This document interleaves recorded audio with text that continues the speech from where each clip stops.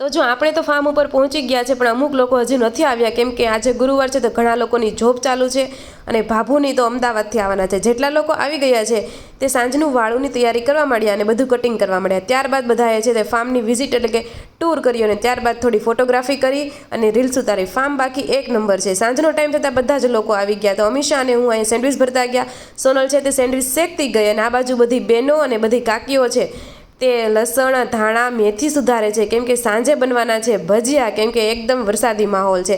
અને અમદાવાદથી જો ભાભુ પણ આવી ગયા છે અને બાજુમાં મારા મમ્મી બેઠા છે અને પ્રિયંકા કાકી આખું રસોડું છે તે સંભાળી લીધું છે.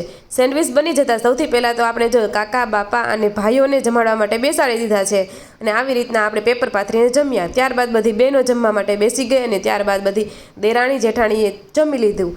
ત્યારબાદ બધા છે ને રમત રમવાના મૂડમાં હતા એટલે રમત રમવાનું ચાલુ કર્યું અને સૌથી પહેલાં અમે ગેમ રમી છે સંગીત ખુરશીની, કારણ કે બધાએ નાના મોટા બધાને સંગીત ખુરશી બહુ ગમે.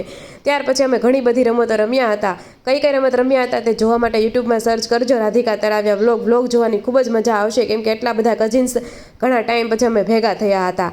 અને આ બાજુ અમે રમત પૂરી કરી ત્યાં તો 12 વાગી ગયા અને 12 વાગે જાય ગરમા ગરમ ભજીયા બનતા હતા. પણ મારે તો ભજીયા નહોતા ખાવા, કેમ કે હું લેટ નાઇટ છે ને ઓછું ખાઉં છું, એટલે હું તો સૂઈ ગઈ હતી. પણ આ લોકોએ છે ને ભજીયાની ખૂબ મોજ માણી છે અને સવારે પણ વધ્યા તો સવારે પણ બનાવીને ખાધા છે. વરસાદી માહોલ હતો એટલે સ્વિમિંગ પુલમાં કોઈને નાહવાનો રસ હતો નહીં. કાલે જોઈએ જો તડકો આવે અને નાહવાની મજા આવે. ચાલો ફરી મળીશું નેક્સ્ટ વ્લોગમાં, કેમ કે હજી મારે એક દિવસ ફાર્મમાં રોકાવાનું છે.